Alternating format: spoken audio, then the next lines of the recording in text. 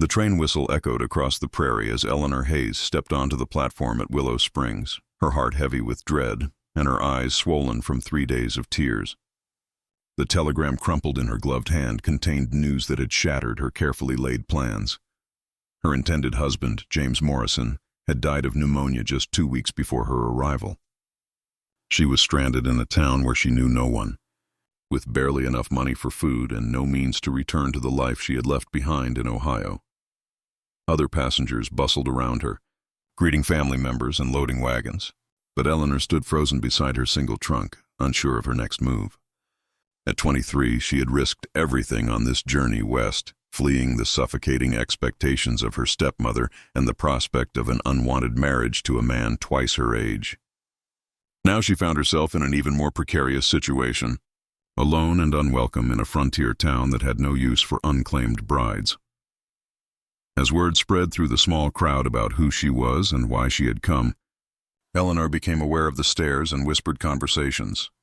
Several men approached her with offers that made her skin crawl, their leering grins making it clear they saw her predicament as an opportunity. She clutched her shawl tighter around her shoulders and tried to make herself as invisible as possible. "Excuse me, miss," came a gentle voice behind her. Eleanor turned to find an elderly woman with kind eyes and graying hair beneath a simple bonnet. "I'm Martha Crane. I heard about your situation. You can't stay here on the platform all night. Why don't you come with me?" Eleanor felt tears of relief threatening to spill over. "That's very kind, Mrs. Crane, but I have no money to pay for lodging." "Nonsense," Martha replied firmly. "We'll sort something out. Come along now." As they walked toward Martha's modest home on the edge of town, Eleanor learned that her rescuer was the local midwife and unofficial caretaker of anyone in need.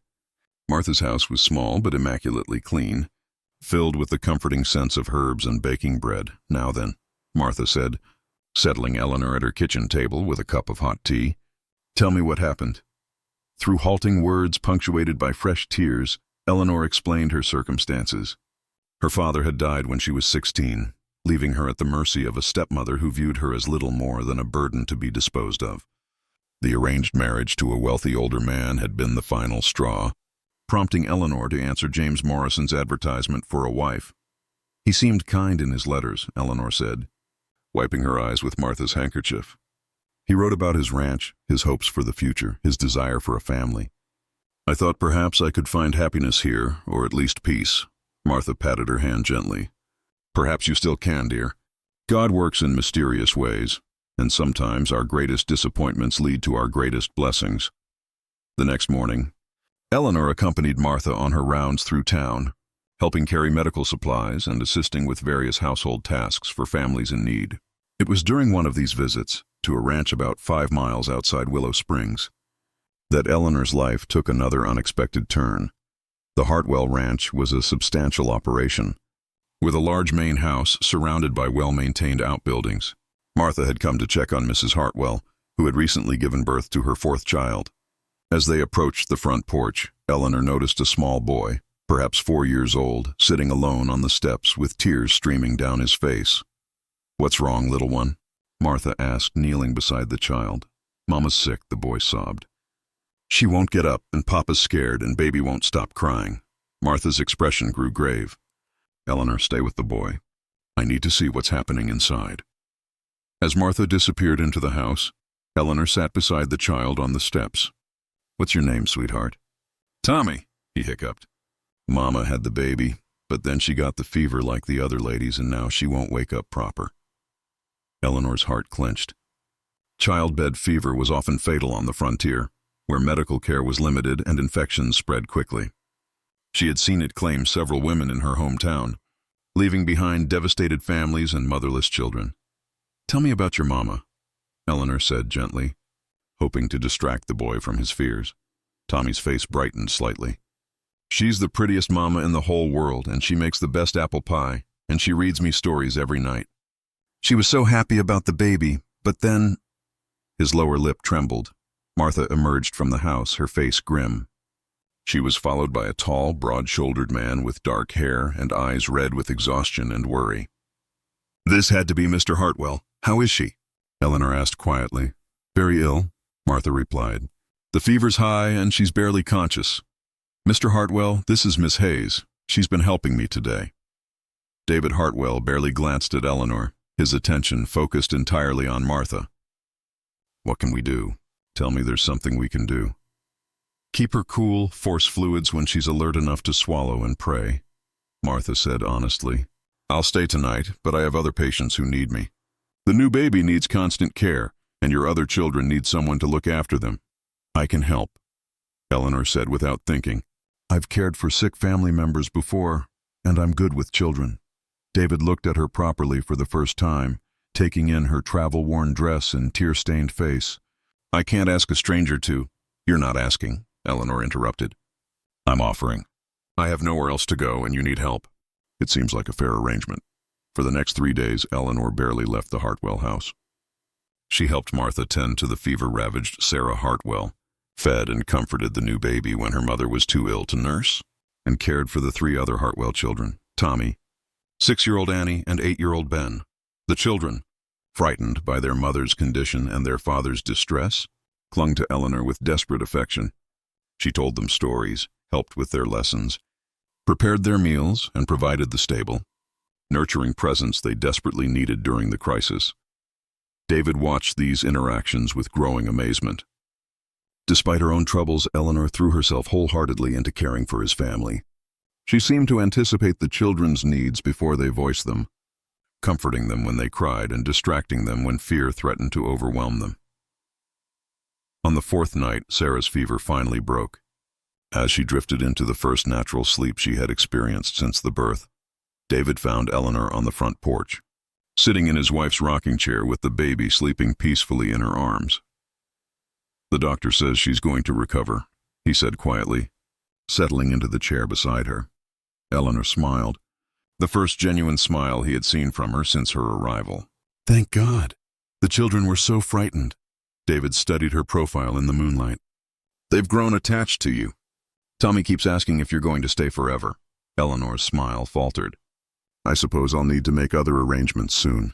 I can't impose on your family indefinitely. What if you didn't have to? David asked quietly. What if there was a way for you to stay that would benefit both of us? Eleanor looked at him with confusion. I don't understand. David chose his words carefully. My wife nearly died, Miss Hayes. This experience has made me realize how precarious our situation is out here. If something happens to Sarah or to me, these children will need someone who loves them, someone they trust. And you? You need a home, a place where you belong. Eleanor felt her heart begin to race. What are you suggesting?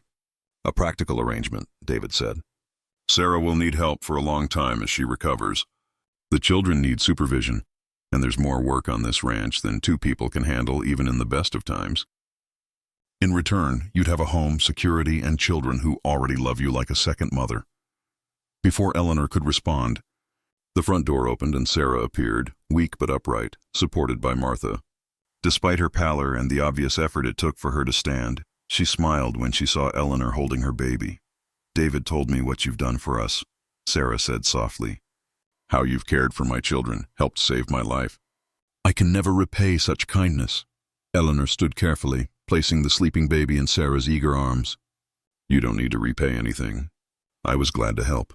Sarah looked between her husband and Eleanor, understanding passing between the married couple in the way that long partnerships allow. David's right, you know. We need help and these children need you.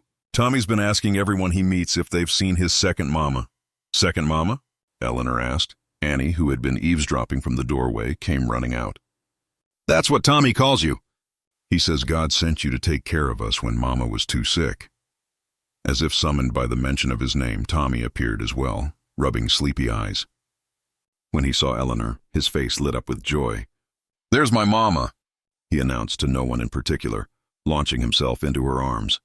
Eleanor caught him, feeling her heart swell with love for this trusting, affectionate child. Over his head, she met David in Sarah's eyes, seeing the hope and genuine caring in their expressions. We're not asking you to replace anyone or pretend to be something you're not, Sarah said gently, but this family has room for someone who loves these children as much as you clearly do. We could all take care of each other. Eleanor looked down at Tommy, who had fallen asleep against her shoulder with the complete trust that only children possess. She thought of the empty life she had left behind in Ohio, of the uncertain future she had been facing just days ago, of the way these children had welcomed her into their hearts without reservation. "Are you sure?" she asked quietly. "This isn't how families usually form." David smiled, the first relaxed expression she had seen from him since her arrival. "I'm learning that the best things in life rarely happen the way we expect them to. What matters is that they happen at all."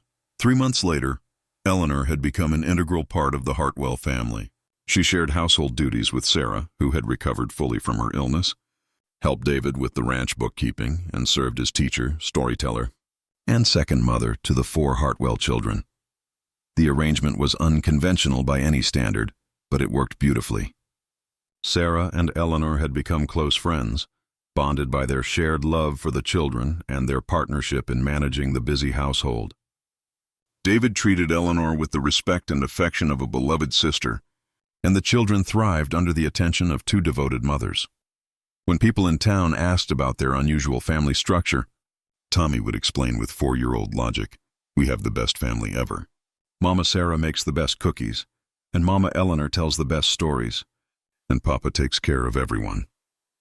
Eleanor had never formally married into the Hartwell family, but she had found something far more precious than a traditional marriage. She had found a place where she was needed, valued, and loved unconditionally. The crying bride who had been abandoned at the train station had become the cornerstone of a family that defied convention, but embodied everything that truly mattered. As she tucked Tommy into bed one evening, he looked up at her with serious eyes. "Mama Eleanor, are you happy you missed your train?" Eleanor smoothed his hair and smiled. "Sweetheart, I didn't miss my train. It brought me exactly where I was supposed to be." And as she looked around the room filled with children she loved as her own, in the house that had become her true home, Eleanor knew she had never spoken truer words.